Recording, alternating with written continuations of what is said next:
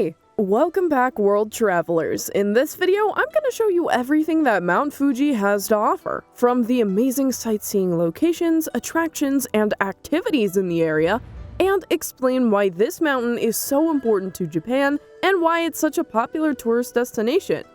This is your ultimate guide to everything you need to know about what to do and where to go and how to do it. Imagine a volcano. That's the 7th highest peak in the world, with exceptional symmetry to its graceful cone shape and considered sacred since 17th century. Well, guess what? You can see all the glory for yourself on your next trip to Japan. Alright, let's get to the fun stuff. I'm talking, of course, about all the fun things to do in the area. Although it's the most simple thing you can do, sightseeing is one of the best ways to spend an afternoon.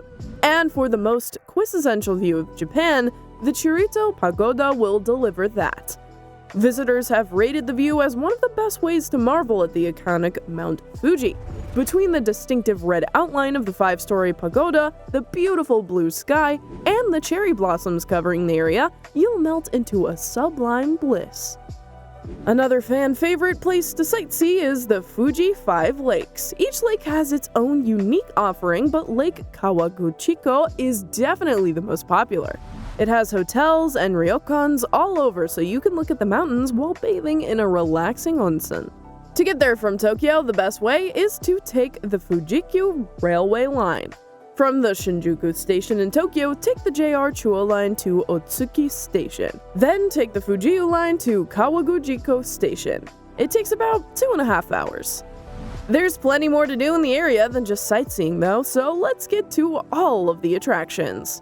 Starting off with the Kachikachi Ropeway, it's the perfect attraction to give you a 360-degree panoramic view of Lake Kawaguchiko, and Mount Fuji, of course. The cable car ride takes about 3 minutes to get to the observation deck above, so soak up the time suspended in the air while you can. And if you start wondering what's up with all the rabbit and raccoon dog stuff, it's all based on a famous Japanese folktale. If you have kids with you, they'll absolutely love learning about the tale. After you're satisfied with the view, you can either enjoy the cable car ride back down or tie your shoes tight and hike down to the bottom of the mountain. And for all my real hike enthusiasts, instead of hiking down the mountain from the observation deck, hoof it up to the mountain 300 meters to a small shrine at the summit of Mount Tenjo.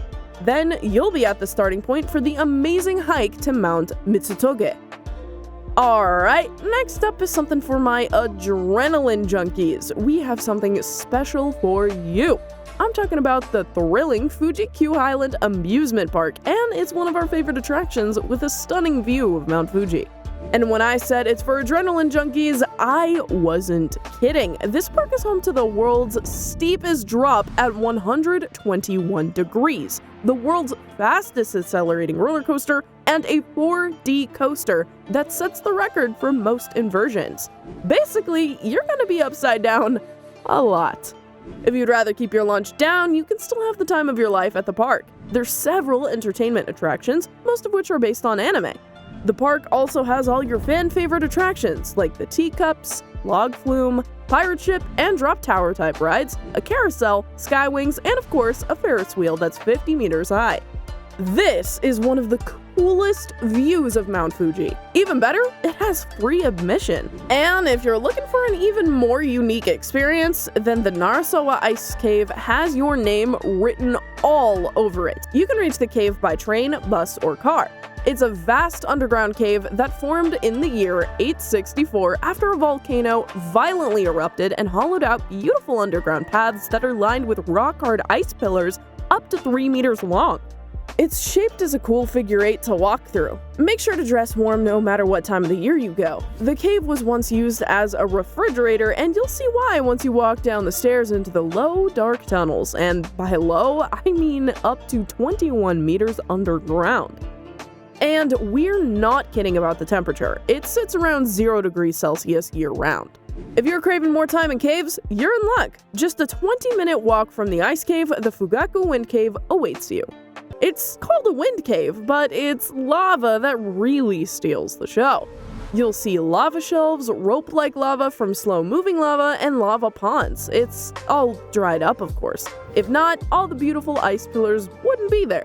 The coolest thing about this cave, though, might be that there's no echo in there because the ballistic walls absorb all of the sound. How eerie is that? We couldn't make a list of attractions and leave out the most important shrine dedicated to Mount Fuji, the Fujisan Hongu Sengen Taisha Shrine. This bad boy was built over 1,000 years ago, being one of Japan's oldest shrines. Oh, and a cool fun fact. It was originally built to protect them from volcanic eruptions. Needless to say, it suffered from many natural disasters. And while the shrine is worth going to check out because of the 500 cherry blossom trees surrounding it, it's also one of the starting points for a trek up glorious Mount Fuji. Aside from all the fun attractions, there's other ways to connect to the glorious Mount Fuji. And if you ask me, the best way to explore is to hike it. If you're second guessing if it's worth it, just know that it's the most climbed mountain in the world, consisting of about 300,000 climbs a year. The crazy part is that it's only open to climb from July to September. You can hike it in the off-season, but there might be snow on the ground and none of the huts will be open. With that being said, though, yeah, it must be worth it. People have come all over to climb it since a monk in 663 AD first did.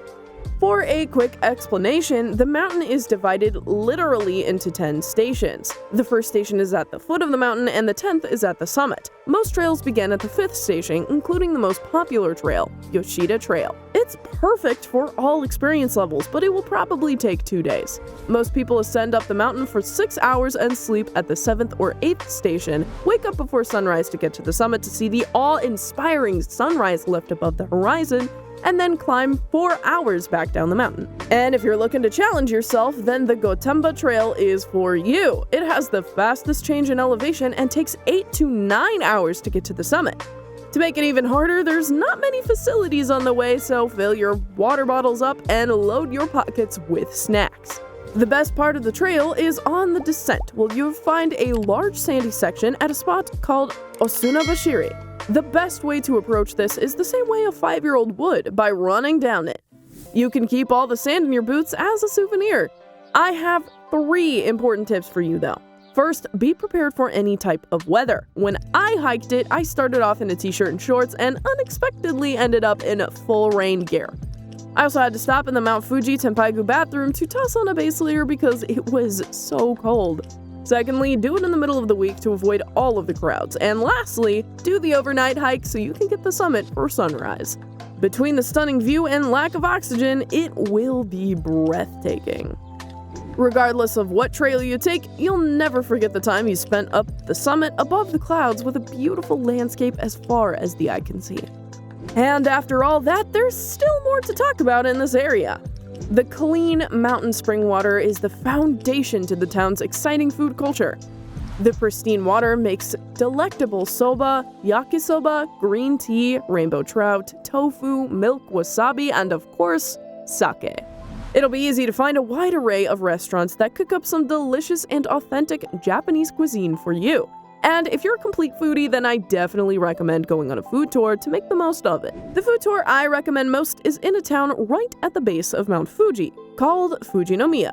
There are 6 stops composed of 5 specialty shops and a traditional local lunch at an 80-year-old restaurant. You'll know why I recommend it when you taste what's to offer. So good.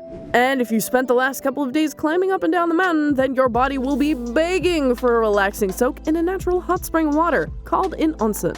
And you're in luck because they aren't hard to find. The volcanic mineral water will leave your sore muscles feeling rejuvenated and refreshed.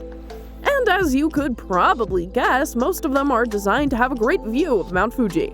If you want to kick the relaxation up a notch, book a stay at a traditional Japanese inn called a ryokan. The main feature of these mega relaxing hotels are onsens. We have a whole video dedicated to explaining what makes ryokans so unique, so feel free to check that out on our channel. If you're looking for something a little more simple though, there's still plenty of hotels all around the area. I highly recommend finding a hotel on Lake Kawaguchiko to best enjoy the beautiful view. There's no better place to start than explaining why this mountain is the pride and joy of Japan. As one author said, it symbolizes the quest for beauty and perfection that has shaped so much of Japanese culture, both secular and sacred. Aesthetically, the high-reaching mountain dominates the landscape and can be seen from all over the area, even Tokyo on a beautiful clear day.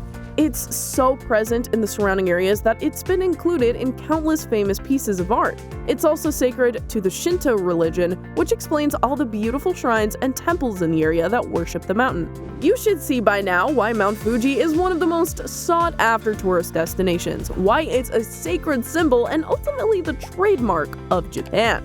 Don't let life pass you by and miss out on experiencing one of the world's most monumental creations of nature. I hope you enjoyed these videos. See us on the next! Don't forget to like, follow, subscribe, and turn on that notification bell. Let me know what you would like to see next time. Peace!